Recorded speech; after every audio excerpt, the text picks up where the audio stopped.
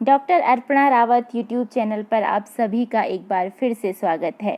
आज का यह वीडियो कक्षा 9 के लिए है और आज के वीडियो में हम समझेंगे श्री माखनलाल चतुर्वेदी जी द्वारा लिखित कविता कैदी और कोकिला।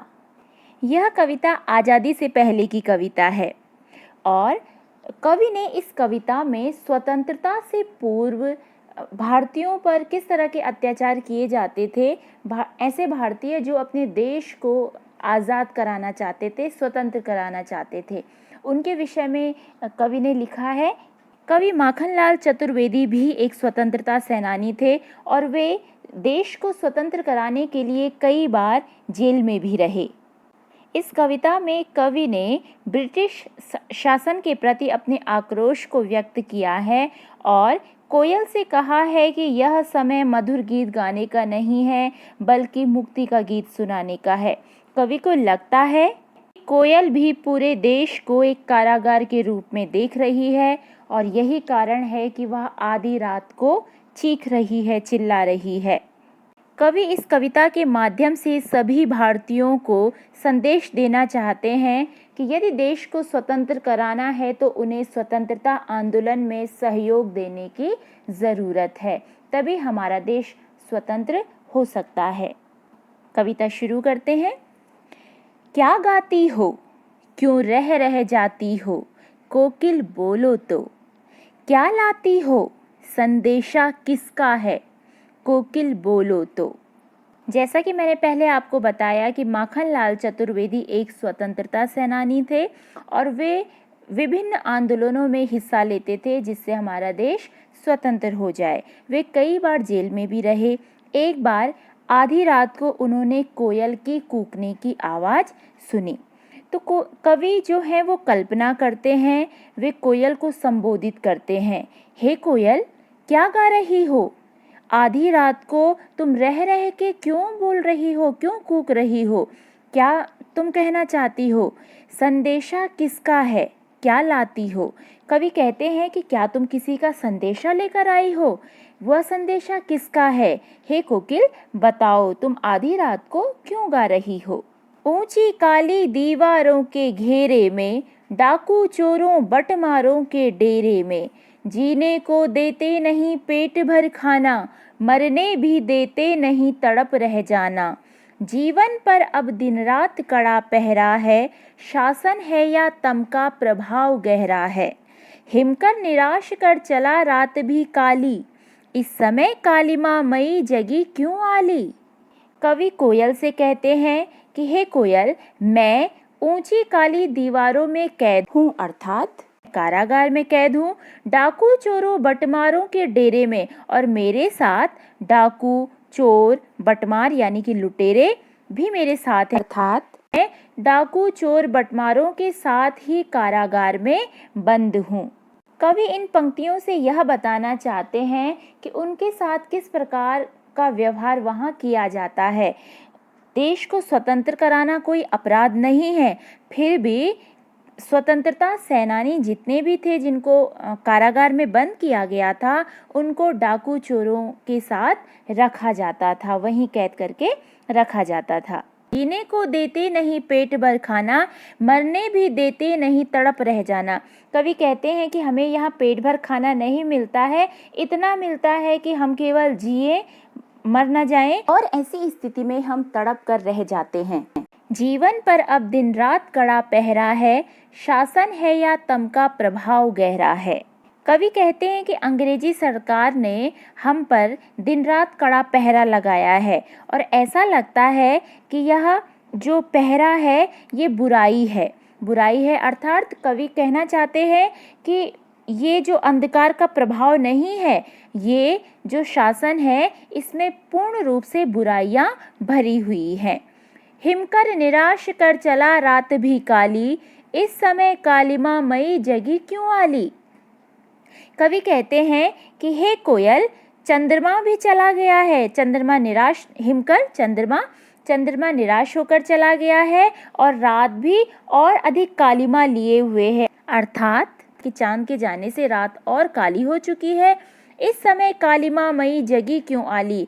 और ऐसी काली रात में भी हे कोयल, आली अर्थात सखी। कोयल को उन्होंने सखी कहा है कि हे सखी, तुम इस काली रात में भी क्यों जाग रही हो, क्यों हूक पड़ी वेदना बोझ वाली सी, कोकिल बोलो तो क्या लूटा मृदुल वैभव की रखवाली सी, कोकिल बोलो तो। हे कोयल, मुझे तुम्हारी जो आवाज़ है उसमें पीड़ा नज़र आ रही है, पीड़ा युक्त तुम्हारी आवाज़ है। तुम्हें क्या परेशानी है, क्या पीड़ा है? हे कोयल बताओ। क्या लूटा मृदुल वैभव की रखवाली सी, कोकिल बोलो तो। यहाँ क्या लूटा के दो अर्थ हो सकते हैं। हे कोयल, तुम्हें किसने लूटा है, अर्थात तुम्हारा क्या किसी ने कुछ छीन लिया है। या दूसरा अर्थ समझ सकते हैं, क्या तुमने किसी को लुटते हुए देख लिया है। हे कोयल, मृदुल वैभव की रखवाली सी, मीठी आवाज की धनी, हे कोयल बताओ तुम इतनी रात को क्यों जाग रही हो और तुम्हारी आवाज में ये पीड़ा क्यों है। क्या हुई बावली अर्धरात्रि को चीखी, कोकिल बोलो तो। किस दावानल की ज्वालाएं हैं दिखी, कोकिल बोलो तो। वे कोयल से कहते हैं, क्या तुम पागल तो नहीं हो गई हो जो तुम आधी रात को चीख रही हो। हे कोयल बताओ, क्या तुमने किसी जंगल की आग की लपटें देख ली हैं जो तुम आधी रात को चीख रही हो। हे कोयल बताओ।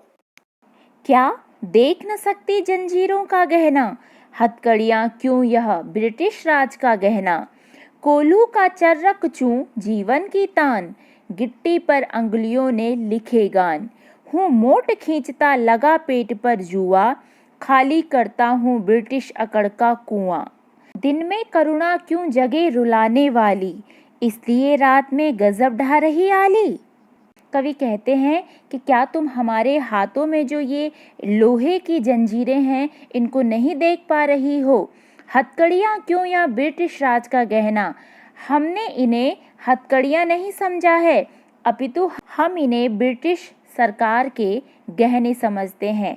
ऐसे गहने, ऐसे आभूषण जिनको हमने साहस और स्वाभिमान से धारण किया है। हमें गर्व है कि हम अपने देश को स्वतंत्रता के लिए इन गहनों को पहने हुए हैं। कोल्हू का चर्रक चूं जीवन की तान, गिट्टी पर अंगुलियों ने लिखे गान। कवि कहते हैं कि कोल्हू का चर्रक चूं जीवन की तान। कवि कहते हैं कि जो कोल्हू की चर्रक चूं की आवाज़ है वो हमारे जीवन का संगीत है। कोल्हू एक मशीन होती है तेल निकालने की या मसाले पीसने की। तो जो कोल्हू होता है उसे बैल चलाने का काम करते हैं। लेकिन जो ब्रिटिश शासन है ये वहाँ बंद भारतीय स्वतंत्रता सेनानियों से इस तरह के काम करवाता है जो पशुओं के होते हैं।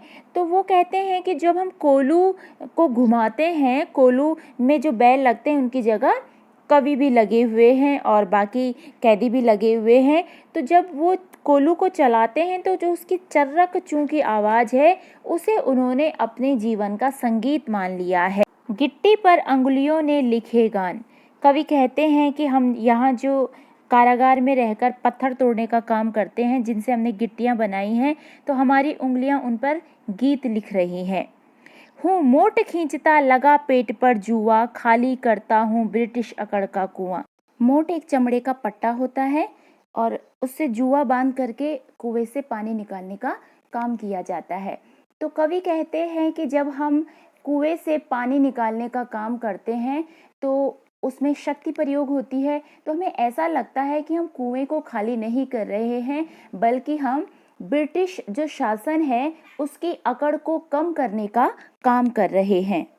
इन सब बातों का यह तात्पर्य है कि कवि यह बताना चाहते हैं कि हमसे कितना भी कठिन परिश्रम करवा लिया जाए, हमसे पशुओं की भांति यदि ब्रिटिश सरकार कार्य करवा रही है, फिर भी हम अपने देश को स्वतंत्रता प्राप्त कराने के लिए संघर्ष करते रहेंगे। और हमको इन सब कामों की आदत पड़ चुकी है, हम इनसे बिल्कुल भी नहीं घबराते और इन कामों को करते हुए हमें ऐसा लगता है कि हम ब्रिटिश अकड़ को कम कर रहे हैं, ब्रिटिश सरकार की जो अकड़ है उसको हम कम करने का काम कर रहे हैं।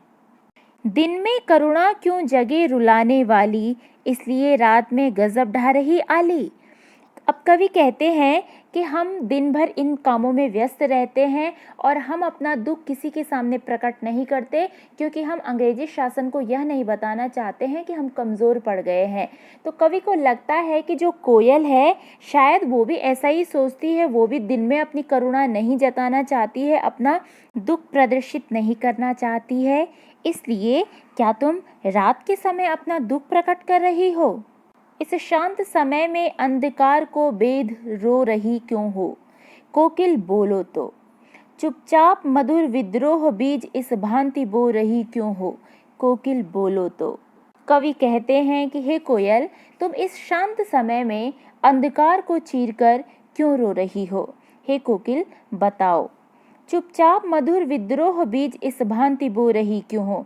कवि को लगता है कि शायद कोयल भी भारतीयों के बीच विद्रोह का बीज बोना चाहती है, अर्थात वो भी स्वतंत्रता प्राप्ति के लिए भारतीयों को सचेत करना चाहती है। तो वो पूछ रहे हैं कि क्या ऐसा ही है? क्या तुम इसीलिए रात्रि में बोल रही हो? काली तू रजनी भी काली, शासन की करनी भी काली। काली लहर कल्पना काली, मेरी काल कोठरी काली। टोपी काली कमली काली, मेरी लौह श्रृंखला काली। पहरे की हुंकृति की ब्याली, तिस पर है गाली ए आली। कवि कोयल से कहते हैं, हे कोयल, तू काली है, रजनी भी काली, रात भी काली है, शासन की करनी भी काली। हे कोयल, इस शासन की जो काम है वो भी काले हैं। काला अर्थात बुरे का प्रतीक, अर्थात इनके कार्य काले हैं। काली लहर कल्पना काली, काली लहर अर्थात यहाँ का जो माहौल है वो भी बुरा है, और जो ये अंग्रेजी शासन है इनकी जो सोच है ये भी बुरी है, काली है। मेरी काली कोठरी काली, टोपी काली कंबली काली। मैं जिस काल कोठरी में रहता हूँ वो काली है, मैंने जो टोपी पहनी है वो भी काली है, और मेरे पास जो कंबल है वो भी काला है। मेरी लौह श्रृंखला काली, मुझे जिन जंजीरों में, लोहे की जंजीरों में जकड़ा गया है, बांधा गया है, वो भी काली हैं। पहरे की हुंकृति की ब्याली, तिस पर है गाली ए आली। पहरे की हुंकृति, पहरेदार जो हुंकार भरता है, काली रात में ऐसा लगता है जैसे वो सर्पणी की तरह हो, उसकी आवाज़ ऐसे हमें चुभती है।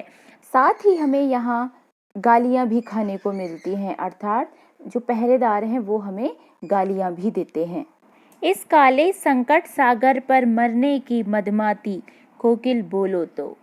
अपने चमकीले गीतों को क्यों कर हो तैराती, कोकिल बोलो तो। कवि कहते हैं कि कारागार में हम ऐसे रह रहे हैं जैसे किसी बुराई के सागर में हो, अर्थात यहाँ बुराइयाँ ही बुराइयाँ हैं, और ऐसे संकट के सागर में हे कोकिल, तुम बोल रही हो, तुम गा रही हो अपने गीतों को, ऐसे संकट के सागर में तुम क्यों तैरा रही हो, अर्थात क्यों गा रही हो। तुझे मिली हरियाली डाली, मुझे नसीब कोठरी काली। तेरा नभ भर में संचार, मेरा 10 फुट का संसार। तेरे गीत कहावे वाह, रोना भी है मुझे गुना। देख विषमता तेरी मेरी, बजा रही तिस पर रणभेरी। इन पंक्तियों में कवि अपनी और कोयल की स्थिति की तुलना करते हैं। कवि कहते हैं कि हे कोयल, तुझे मिली हरियाली डाली, तुझे हरी हरी हरी डाल मिली है रहने के लिए, और मैं इस काली कोठरी में हूँ। तेरा नभ भर में संचार, मेरा 10 फुट का संसार। हे कोयल, तू स्वच्छंद होकर पूरे आकाश में कहीं भी विचरण कर सकती है, और मैं इस 10 फुट की कोठरी में फंसा हुआ हूँ, यही मेरा संसार है। तेरे गीत कहावे वाह, रोना भी है मुझे गुना।